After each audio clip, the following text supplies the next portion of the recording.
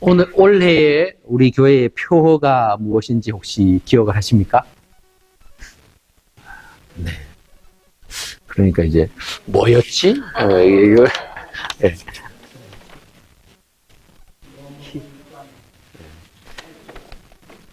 이 아니고 우리 교회의 표어는 주보에 딱 나와 있습니다. 그래서 힘써 여호와를 알자. 이거죠. 매달 우리가 암송하는 요절이 따로 바뀌긴 하지만 올해의 표어는 힘써 여호와를 알자. 그 여호와를 알자라는 말은 하나님의 말씀을 통해서 또 우리의 신앙생활을 통해서 더 깊이 알아가자라는 뜻입니다. 힘써 알기 위해서 우리가 할 일이 무엇일까요? 하나님의 말씀을 가까이 하고 그 말씀의 뜻을 구하고 또 깨달은 말씀대로 실천해 나가는 것이 힘써 여호와를 아는 것입니다. 그래서 올해에는 성경 통독을 하면서 성경 문제도 주일마다 여러분들이 주보와 함께 받거나 또는 온라인으로 여러분들이 링크를 가지고 또 퀴즈를 풀 수도 있습니다. 또한 매달 세 번째 주일에는 오늘도 세 번째 주일인데요. 소그룹으로 모여서 말씀을 묵상하면서 기도 제목도 서로 나누기도 합니다. 어떻게 보면요, 번거로운 일이에요.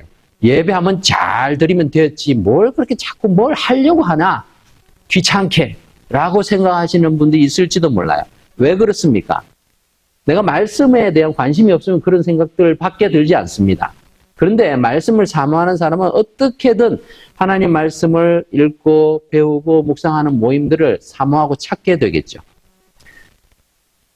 이것이 중요하기 때문에 적어도 소급으로 한 달에 한 2번 정도는 우리가 모여야 되는데 그럴 수 있는 상황이 잘 안 되어서 한 번은 수요 기도회 때 우리가 같은 여러분 매일 성경에 보면 이 소그룹 성경 공부하는 내용이 있잖아요.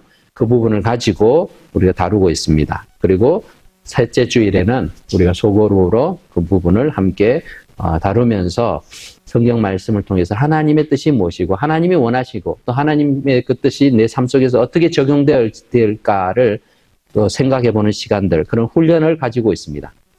지난 5개월간 성경 퀴즈를 제출하신 분들, 그리고 새벽 기도, 수요 기도에 참석한 인원들을 제가 도표를 한번 만들어 봤어요. 성경 통독 퀴즈를 제출하신 분들은 물론 이거 받으시고 혼자서 집에서 이렇게 하시고 모아놓고 계시는 분들도 계세요. 근데 이 자료는 여러분들이 제게 문제지를 주셨거나 또는 링크를 가지고 직접 퀴즈를 푸신 분들의 숫자들이에요. 뭐 어떤 분은요 한 번에 한 퀴즈를 5번 이상 푸신 분도 계세요.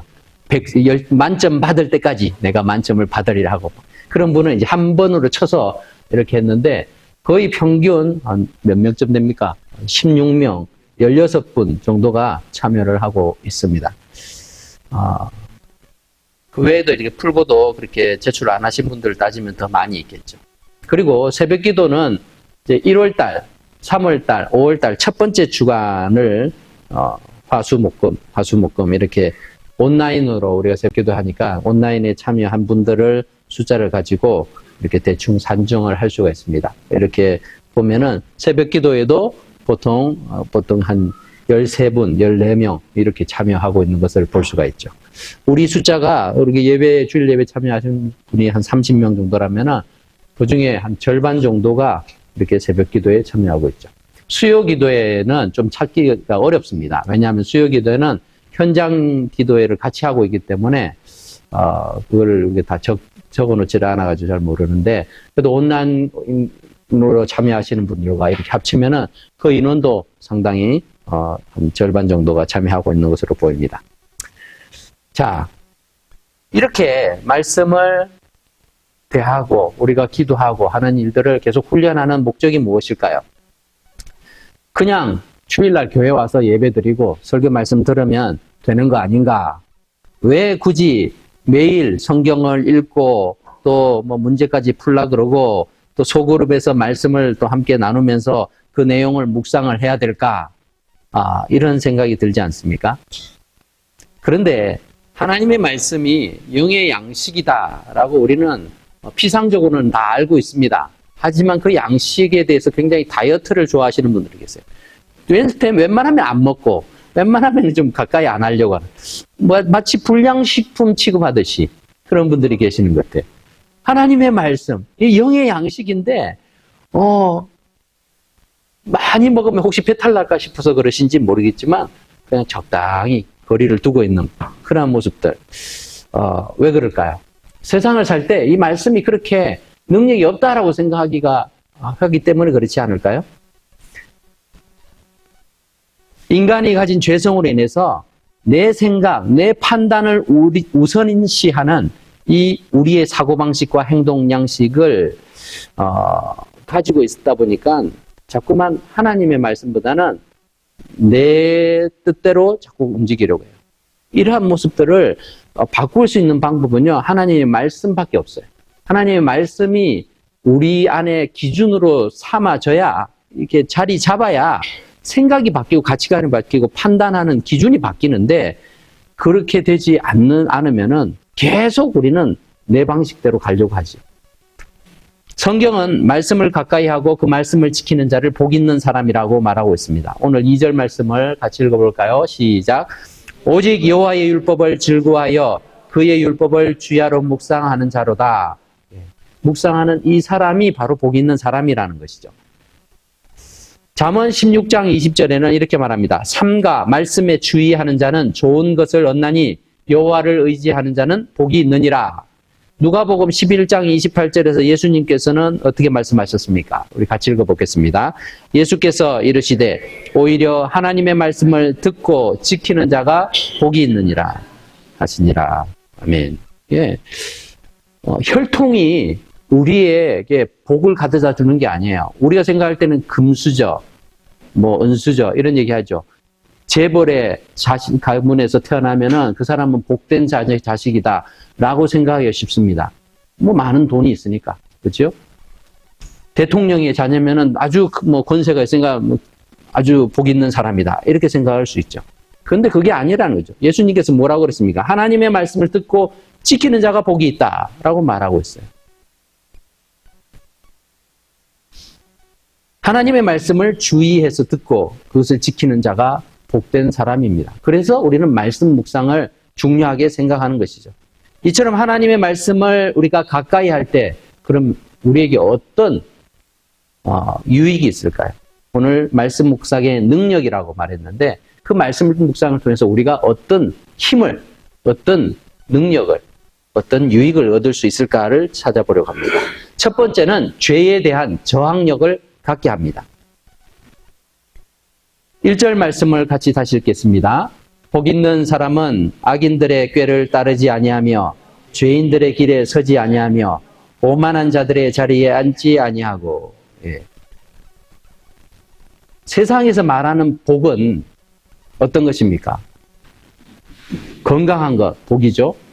또 아주 높은 권세를 가지고 있는 것, 많은 재산을 가지고 있는 것, 아니면 많은 사람들에게 유명한 것.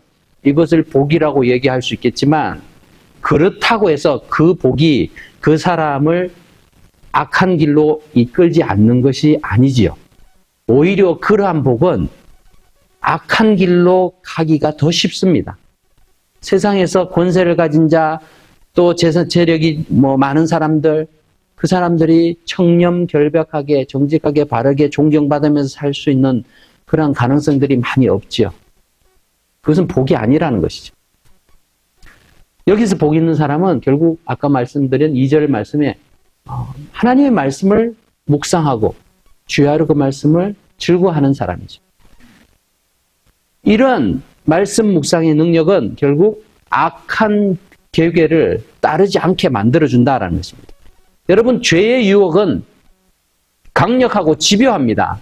죄를 우습게 생각하면 안 돼요. 하나님을 믿는 사람들은 나는 죄 사함을 받았으니까 이제 죄는 더 이상 나에게는 아무 문제가 안 돼 라고 생각해서는 안 됩니다. 죄는 여전히 강력해요. 우리 힘으로는 죄를 이길 수가 없어요. 우리 힘으로는 그렇게 못 이깁니다. 그렇기 때문에 하나님의 은혜가 필요하고 하나님이 베푸신 그런 구원의 은혜로 구원의 그 길을 통해서 우리가 죄 사함 받은 것이지 내 힘으로 죄를 사할 수 있는 게 아무것도 없다라는 것입니다.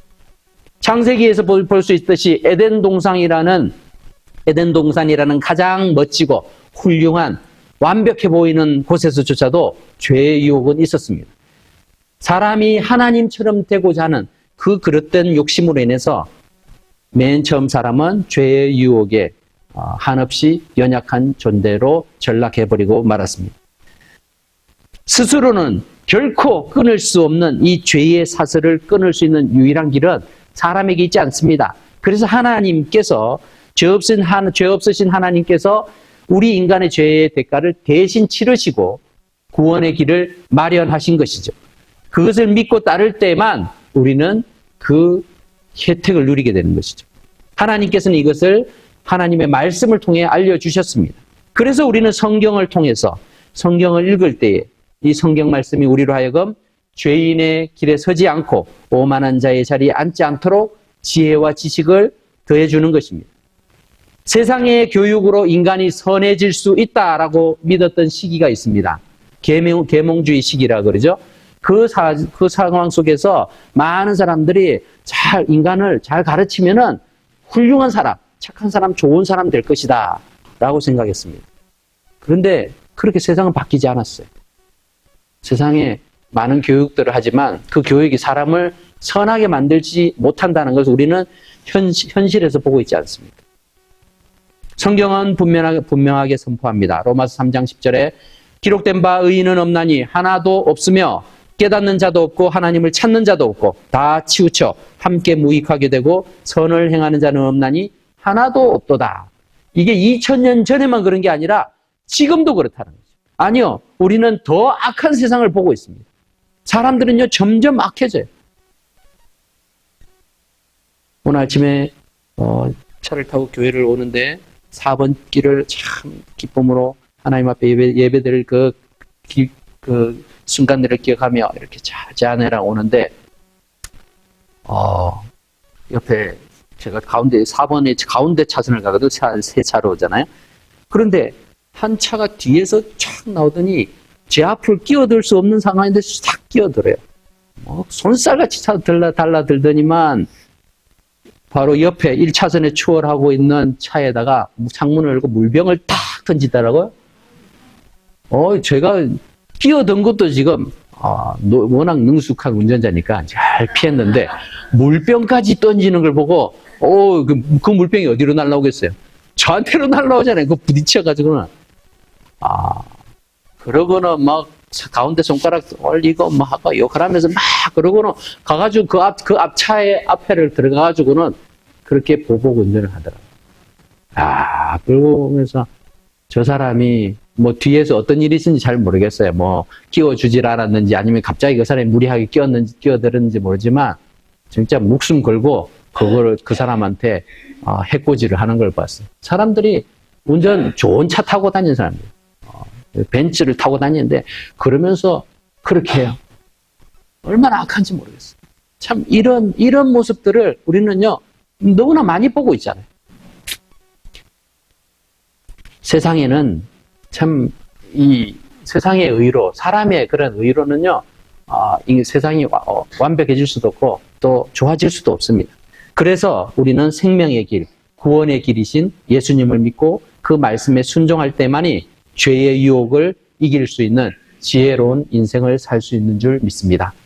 두 번째로 성경 말씀, 하나님의 말씀을 묵상할 때 우리는 계속 성장할 수 있습니다. 3절 말씀을 우리 같이 읽겠습니다. 시작. 그는 시냇가에 심은 나무가 철을 따라 열매를 맺으며 그 잎사귀가 마르지 아니함 같으니 그가 하는 모든 일이 다 형통하리로다. 아멘.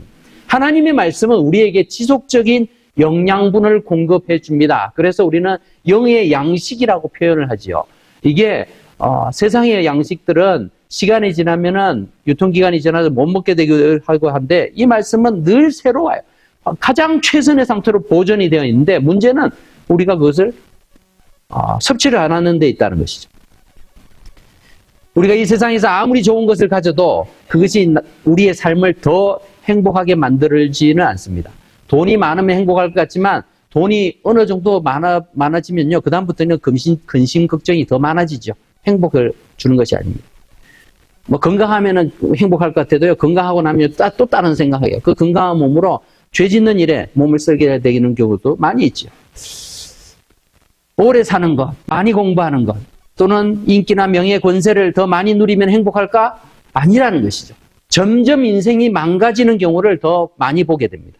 하지만 하나님의 말씀을 가까이 하는 사람은 그 말씀을 통해서 우리에게 함께 하시는 하나님의 인도하심, 그리고 하나님의 계획을 알게 되면서 점점 마치 시냇가에 심은 나무가 자라가는 것처럼 우리가 그 안에서 성장하는 기쁨을 누리게 됩니다. 새로운 목표와 비전을 말씀의 묵상을 통해서 발견하게 됩니다. 그리고 주님의 뜻을 발견하면 우리가 끊임없이 도전하는 삶을 살게 되죠. 하나님께서 이 일을 기뻐하시니까 내가 이것을 해보겠다. 그것을 통해서 우리는 기뻐하는 것이죠. 그렇게 성장합니다. 사람들이 어느 정도 나이가 되면 스스로 자기의 성장을 멈춥니다. 왜 그렇습니까? 다른 사람과 비교해 보니까 이 정도면 됐다라고 생각하죠. 이 정도 나이면 은퇴하면 되고 이 정도 나이면 더 이상 노력하지 않아도 뭐라고 하는 사람 없다. 그러니까 나는 괜찮아. 그렇게 말을 하죠. 그래서 어떤 철학자는요 이렇게 말합니다. 인생에 정점을 만들지 마라 라고 말합니다. 정점을 딱 만드는 순간 그 순간부터 그 사람은요 내리막 인생이에요. 이게 최고점이니까 어떻게 해요? 내려갈 일만 남았잖아요. 마하트마 간디는 내일 죽을 것처럼 최선을 다해 사십시오. 그리고 영원히 살 것처럼 배우십시오. 라고 말했어요. 그러니까 우리 인생에 있어서는 언제나 자라가야 됩니다. 오늘 여기에도 연세 많으신 분도 계시죠. 어르신도 계시는데 내가 내일에 대한 소망이 없으면 살 가치와 살 이유가 없어지는 거예요. 그런데 하루를 살면서도 거기에 보람을 느끼고 가치를 느끼려면요. 뭔가를 내가 그 안에서 자라가야 되죠. 지식이 자라든지 아니면 우리의 경험을 통해서 어떤 다른 사람들을 통해서 이렇게 봉사하고 헌신을 통해서 자라가야 됩니다. 형통이란 말은 종종 성공이란 단어로 우리가 이해되기도 합니다. 세상에서는 그렇죠. 그런데 여러분의 인생이 계속 성공하다 마지막에 실패로 끝난다면 그 인생을 성공했다고 말할 수 있을까요? 그 인생을 형통했다고 말할 수 있을까요? 그렇지 않습니다. 만일 계속 실패를 거듭해도 마지막에 원하는 목표를 달성할 수 있으면요, 그 인생은요, 성공한 것이고 형통한 인생이죠. 결국 형통한 인생은 마지막까지 바른 자리에 서 있을 때 비로소 인정할 수 있는 것이죠. 성경은 정확무오하고 유일한 하나님의 말씀이고 우리를 옳은 길로 인도해 주는 등불과 같기 때문에 우리는 말씀을 통해서 끊임없이 나아갈 수 있습니다. 잘할 수 있습니다. 그 말씀의 능력이 거기에 있다는 것입니다. 여러분, 영적으로 성장하는 것을 멈추지 마십시오. 이만하면 됐다라고 생각할 수 있는 영적 단계에 위치해 있는 사람이 없습니다. 우리는 끊임없이 자라가야 됩니다. 마지막으로 말씀 묵상의 능력은 그 말씀이 우리의 삶을 균형 잡힌 삶으로 살아가게 한다는 것입니다. 여러분, 크루즈 배나 큰 화물선 이런 선박에는 엄청난 양의 물을 그 안에다가 담아서 다녀요. 그것을 선박 평형수 밸레스트 워터라고 하는데요.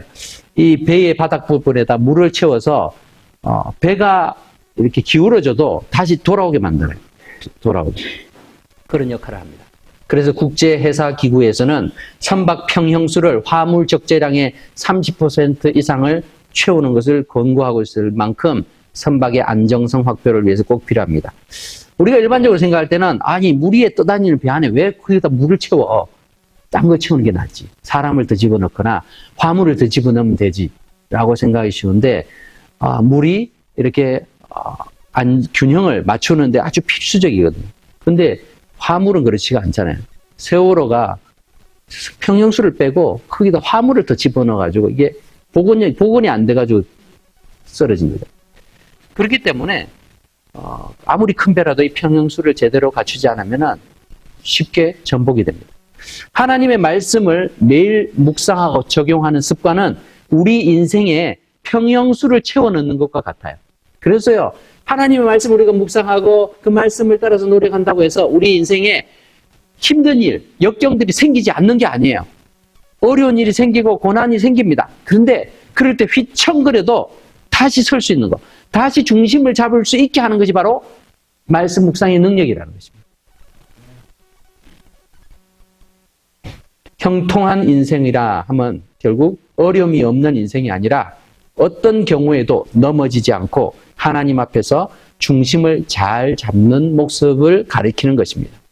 하지만 악인들은 어떻습니까? 오늘 4절 말씀을 보니까 악인들은 그렇지 아니하며 오직 바람이 나는 겨와 같도다.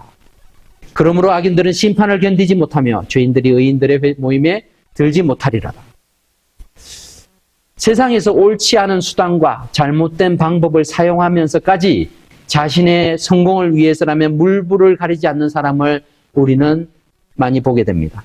그들이 성공한 것처럼 보여질 때 우리는 우리가 하나님 앞에서 정직하게 노력하고 하나님 말씀 따라 순종하려는 그 노력들이 아무 의미가 없는 것처럼 허사처럼 느껴지기도 합니다. 하지만 성경은 분명하게 말하고 있죠. 악인들의 부정한 방식으로 일군 그 성과나 결과들은 그 자체가 자신의 부정함을 드러내는 그런 역할을 한다는 것이죠. 바람에 이렇게 여러분들이 예전에 퀴즈를 했잖아요. 이렇게. 저도 어릴 때 이제 기억이 납니다.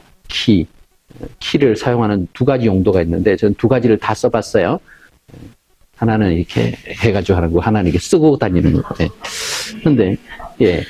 이 퀴즈를 하면은, 겨는 어떻게 됩니까? 이 쭉정이는요, 다 가벼운 거 날아가요. 같이 있을 때 이게 손으로 빼는 건 어려운데, 이 퀴즈를 하면은, 알곡은 다 밑으로 내려오고, 쭉정이 갈아진, 그 쭉정이들은 다, 바람에 날리죠. 하나님께서 그 퀴즈를 하신다라는 거죠. 그러니까 세상의 기준으로 저것이 화려해 보이고 멋진 것을 우리가 따라가려고 해서는 안 됩니다. 내가 더 처져 있고 뒤처져 있고 또 세상 사람들 볼 때는 내가 보잘것없는 것처럼 보일지라도 내가 하나님의 기준에 적합하다면 그 인생은 바른 인생이고 형통한 인생이 되는 것입니다. 우리 6절 말씀 같이 읽어볼까요? 시작. 무릇 의인들의 길은 여호와께서 인정하시나 악인들의 길은 망하리로다. 하나님이 인정하시는 길을 가기 위해서는요, 하나님의 말씀을 묵상해야지만 가능하죠. 하나님의 말씀을 통해서, 하나님이 이것을 원하시는구나, 이것을 원치 않으시구나, 알아야 내가 그에 가죠. 우리는 하나님 말씀에 때로는 거부감을 느낍니다. 왜냐하면 내가 그렇게 살지 않으니까. 말씀을 읽을 때 찔립니다. 그래서 말씀을 잘 안 읽어요. 하지만 그럴 때일수록 계속 말씀 앞에 우리는 씨름하면서 나를 바꾸려고 해야 되지 하나님 말씀을 바꾸려고 하면 안 됩니다. 하나님 말씀에 나를 맞춰가야 되죠. 하나님이 기뻐하시는 것이 이것이니까 내가 고쳐야지. 그렇게 할 때 우리가 의인의 길에 서 있는 것이죠. 우리가 어째서 의인입니까? 우리 스스로가 의로워서가 아니라 의롭게 되는 방법을 하나님의 말씀을 통해서 깨닫게 되었기 때문입니다. 하나님의 말씀을 가까이 하고 묵상하고 주야로 즐거워하는 그 인생을 하나님께서는 기뻐하시고 인정하시지만 자신의 경험, 자신의 생각 따라서 죄의 유혹에 넘어지는 인생은 악을 행하고 결국 하나님의 심판을 견디지 못하고 망할 수밖에 없는 존재입니다. 말씀을 맺겠습니다. 사랑하는 은혜와 평강교회 성도 여러분, 여러분의 인생에 있어서 하나님 말씀은 시간 날 때 한 번씩 봐주는 그런 취미 생활의 그냥 대용품이 되지 않았으면 좋겠습니다.